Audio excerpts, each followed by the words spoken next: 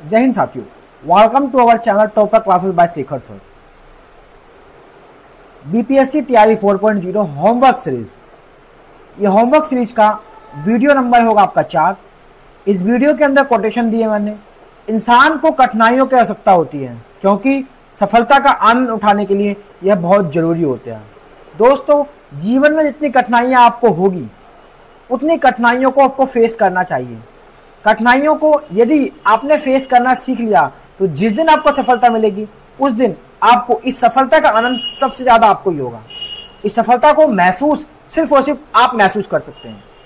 इसलिए दोस्तों, जीवन में कठिनाइयों को आने दीजिए और अपने जीवन में संघर्ष करते रहिए, क्योंकि सफलता प्राप्त करने के लिए जीवन के अंदर संघर्ष का आना बहुत जरूरी होता है। दोस्तों, यह है हमारा वीकली शेड्यूल नंबर 4।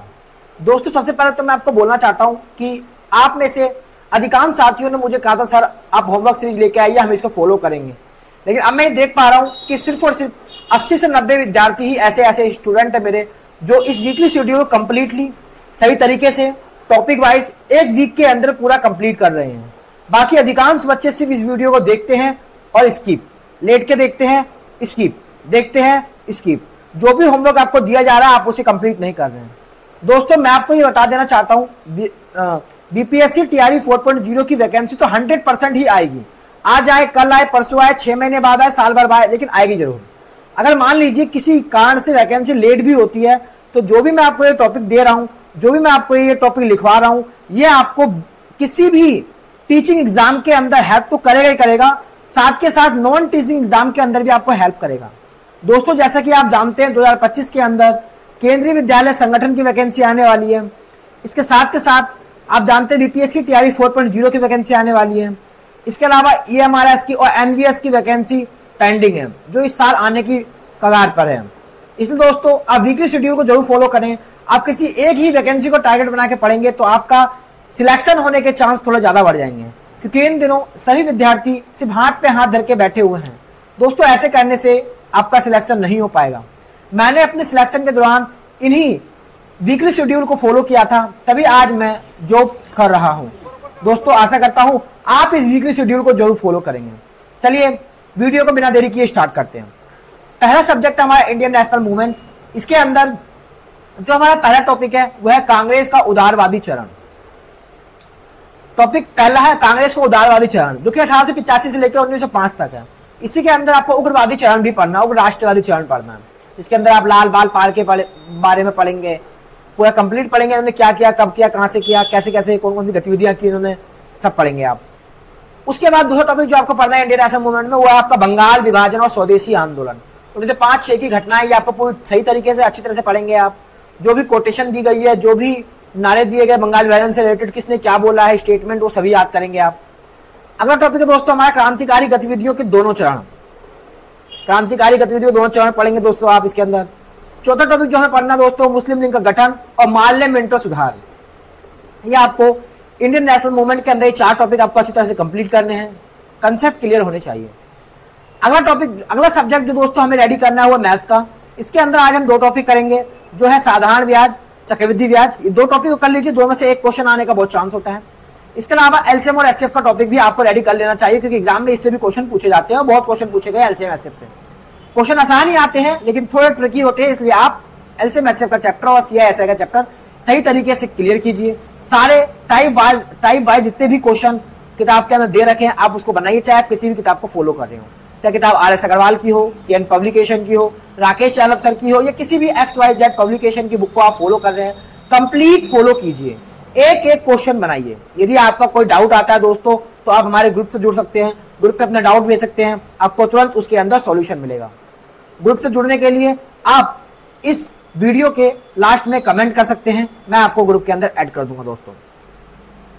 अगला सब्जेक्ट है दोस्तों हमारा करंट अफेयर का। इसके अंदर करंट अफेयर का जो हमें टॉपिक तैयार करना दोस्तों, वो अप्रैल मंथ का वीडियो आप देख लीजिए। अप्रैल मंथ की करंट अफेयर में जो भी राष्ट्रीय अंतर्राष्ट्रीय घटनाएं हुई हैं, जो भी नियुक्ति हुई है, जो भी इंडेक्स आए हैं, वो सब कुछ आप दोस्तों देख लेंगे और अप्रैल मंथ का करंट अफेयर आप रेडी करेंगे।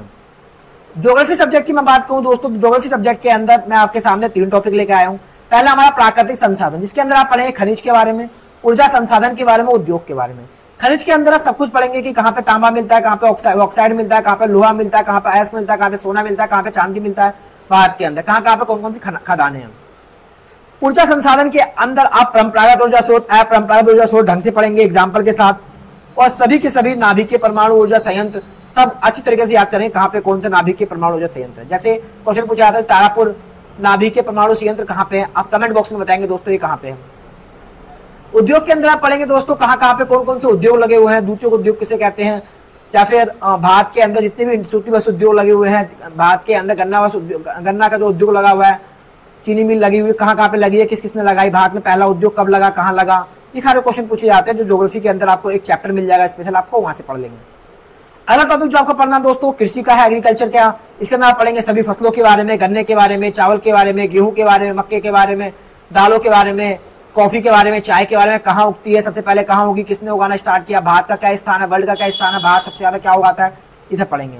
फसल के प्रारूप पढ़ेंगे आप। इसके अलावा फसल के जो प्रकार है ना, जैसे आप पढ़ते खरीफ की फसल, रबी की फसल, जायद की फसल, ये पढ़ेंगे अच्छी तरीके से आप। कब किस महीने में आती है, खरीफ का एग्जाम्पल क्या है, रबी का एग्जाम्पल क्या है, जायद का एग्जाम्पल क्या है। इसके अलावा हरित क्रांति पढ़ेंगे आप, पूरा हरित क्रांति के साथ जितनी भी क्रांति है, गुलाबी क्रांति है, पीली क्रांति है, नीली क्रांति है, लाल क्रांति है, सब पढ़ के तैयार करेंगे दोस्तों। ये आपको लूसेंट के अंदर भी मिल जाएगा और हरित क्रांति आपको एनसीईआरटी की बुक में मिलेगा। अगला टॉपिक दोस्तों आपको जो पढ़ना ज्योग्राफी के अंदर वो है आपका परिवहन का। परिवहन के अंदर आप सभी परिवहन पढ़ेंगे, जल परिवहन, वायु परिवहन, पाइपलाइन परिवहन, ये सब कुछ आप पढ़ेंगे अच्छी तरीके से। भारत के अंदर पहला पाइपलाइन कब बिछा, कौन सा बिछा, भारत के अंदर पहली ट्रेन कब चली, कहाँ चली, विश्व के अंदर पहली ट्रेन कब चली, कहाँ चली। इसके अलावा सबसे भारत का उत्तरी दक्षिणी गलियारा क्या है, पूरा पश्चिम गलियारा क्या है, ये ढंग से अच्छी तरीके से पूरा कंसेप्ट के साथ आप इस चैप्टर को तैयार कीजिए। क्लास 10th और 12th की एनसीईआरटी के अंदर आपको एक चैप्टर मिल जाएगा, वहां से पढ़िए, साथ के साथ लूसेंट को पढ़ लीजिए और इसके एमसीक्यू लगा लीजिए, आपका टॉपिक फिनिश।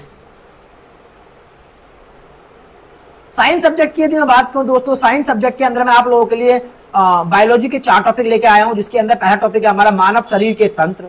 इसके अंदर आप सारे तंत्र पढ़ के जाएंगे, जैसे कंकाल तंत्र पढ़ लेंगे आप, इसके अंदर तंत्रिका तंत्र पढ़ लेंगे दोस्तों आप इसके अंदर। इसके अलावा रक्त ब्लड वाला टॉपिक भी आप इसके अंदर पढ़ लेंगे, जितने भी तंत्र वाला टॉपिक है दोस्तों सब पढ़ लेंगे, आप शरीर के तंत्र पढ़ लेंगे। दूसरा टॉपिक दोस्तों हमारे सामने पोषण और पोषण पदार्थ, जैसे आप इसके अंदर विटामिन के बारे में, कार्बोहाइड्रेट के बारे में और प्रोटीन के बारे में पढ़ेंगे।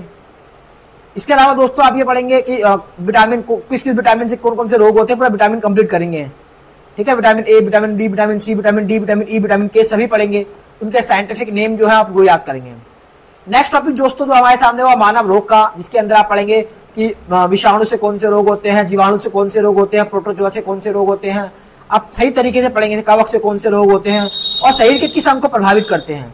ये सब टॉपिक आपको लूसेंट के अंदर भी मिलेगा और एनसीईआरटी 10th और 12th की एनसीईआरटी के अंदर आप ये टॉपिक पढ़ लीजिए, वहां से क्वेश्चन पूछा जाता है। इसके अलावा लूसेंट के अंदर आपको टॉपिक देखने को मिलेगा जंतु विज्ञान की विभिन्न शाखाएं, सभी शाखाएं पढ़नी है आपको, जैसे सेरिकल्चर किसे कहते हैं, पिसिकल्चर किसे कहते हैं, विटिकल्चर किसे कहते हैं। इसके अलावा सांपों के अध्ययन को क्या कहते हैं, इसके अलावा झाड़ियों के अध्ययन के, फूलों के अध्ययन को क्या कहते हैं, फलों के अध्ययन को क्या कहते हैं। तो ये जो शाखाएं दे रखी है जंतु विज्ञान की, सभी शाखाएं आप पढ़ेंगे। ये आपको बायोलॉजी के अंदर, लूसेंट के अंदर लास्ट के अंदर एक टॉपिक दे रखा, वहां से पढ़ के कंप्लीट करेंगे दोस्तों। अगर आप कंप्लीट इस होमवर्क सीरीज को फॉलो कर रहे हैं तो बायोलॉजी के जो मेन टॉपिक थे दोस्तों 12-13 टॉपिक मैं वो करवा चुका हूं, और इसके बाद हमारे बायोलॉजी के टॉपिक फिनिश हो जाएंगे। हम इसके बाद स्टार्ट करेंगे फिजिक्स के, केमिस्ट्री के टॉपिक। दोस्तों अब मैं बात करूंगा सब्जेक्ट टीजीटी एसएसटी का क्या क्या होमवर्क है।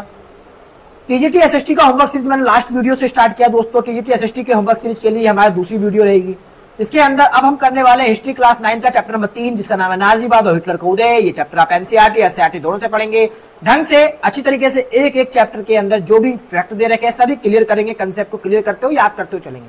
सिर्फ एनसीईआरटी एससीईआरटी पढ़ना है, इसके अलावा कुछ और आपको नहीं पढ़ना है। नेक्स्ट चैप्टर जो आपको पढ़ना दोस्तों, चैप्टर नंबर 2 होगा ये हमारा वन्य समाज और उपनिवेशवाद। दोस्तों ये एनसीईआरटी के अंदर चैप्टर नंबर 4 मिलेगा आपको, एनसीईआरटी एससीईआरटी दोनों में दे रखा है, वहां से पढ़ेंगे। बाकी एनसीईआरटी एससीईआरटी में ज्यादा अंतर नहीं है इस वाले चैप्टर के अंदर। नेक्स्ट टॉपिक दोस्तों जो हमारे सामने है, नेक्स्ट सब्जेक्ट जो है दोस्तों हमारे सामने पोल साइंस का है। पोल साइंस के अंदर क्लास 9 का चैप्टर नंबर 2 पढ़ेंगे, संविधान का दिमाग, जिसके अंदर आप पढ़ेंगे संविधान सभा कब बनी, कैसे बनी, किसने बनाई, संविधान सभा की पहली बैठक कब हुई, दूसरी बैठक कब हुई, उद्देश्य प्रस्ताव कब और किसने पेश किया, अंतिम बैठक कब हुई, राष्ट्रपति कब चुने गए, संविधान सभा की जो सदस्य थे कैसे चुने गए, ये सब कुछ अच्छी तरह से आप पढ़ेंगे दोस्तों, याद करेंगे। और कंसेप्ट को क्लियर करते हुए चलेंगे। संविधान निर्माण का चैप्टर इतना बड़ा चैप्टर है दोस्तों, जितना इसको आप पढ़ेंगे, जितनी गहराई में जाएंगे, उतना अच्छा आपको सीखने को मिलेगा। और इस चैप्टर से एक क्वेश्चन जरूर आता है दोस्तों, और जो क्वेश्चन आता है ना, उतना आसान भी नहीं होता, इतना कठिन भी नहीं होता। बस आप कंसेप्ट को क्लियर करते हुए चलेंगे, सभी फैक्ट को लर्न करते हुए चलेंगे। एनसीईआरटी के सभी फैक्ट याद होने चाहिए आपको, इसके साथ साथ आप लूसेंट के फैक्ट भी याद कर लेंगे। अगला चैप्टर दोस्तों हमारा है चुनावी राजनीति का, जो चैप्टर नंबर 3 है पोल साइंस के अंदर, 9th क्लास के अंदर, वहां से पढ़ के तैयार करेंगे। जो भी दे रखा पूरा कंप्लीट कर लीजिए, इससे बाहर नहीं आएगा आपको। दोस्तों ज्योग्राफी सब्जेक्ट का भी यदि कोई विद्यार्थी हमारे साथ जुड़ा हुआ है तो मैं बता देना चाहता हूं, जो मैंने आपको पीछे की स्लाइड के अंदर ज्योग्राफी का होमवर्क दिया है, वही आपको कंप्लीट करना है। वही आपका टीजीटी एसएसटी के अंदर जो ज्योग्राफी सब्जेक्ट है उसके अंदर भी काम देगा। और जो मेन अलग से जीएस का सेक्शन आता है, जहां से 8 नंबर का आपका ज्योग्राफी आता है, वहां पर भी आपको ये हेल्प कर देगा। तो आशा करता हूं दोस्तों आपका हिस्ट्री, पॉलिटी और ज्योग्राफी तीनों ही सब्जेक्ट का होमवर्क कंप्लीट चल रहा होगा। वीकली वाइज आप फॉलो कर रहे होंगे। अगर नहीं कर रहे हैं दोस्तों आप, तो आप अपने जीवन के साथ खिलवाड़ कर रहे हैं। ये लाइफ है दोस्तों, लाइफ सबको एक मौका देती है। मुझे लगता है आपको भी एक मौका दे दिया है। अब मैटर नहीं करता है कि कौन इस मौके को भुना पाता है, कौन इस मौके को नहीं भुना पाता है। दोस्तों मेरे को लगता है कि आप सभी सही तरह से मेहनत कर रहे होंगे, एक एक टॉपिक को क्लियर कर रहे होंगे और पढ़ रहे होंगे। आशा करता हूं दोस्तों आपको मेरी ये वीडियो अच्छी लगी होगी। वीडियो अच्छी लगी तो वीडियो को लाइक करें, चैनल को सब्सक्राइब करें। Thank you for watching this video. धन्यवाद।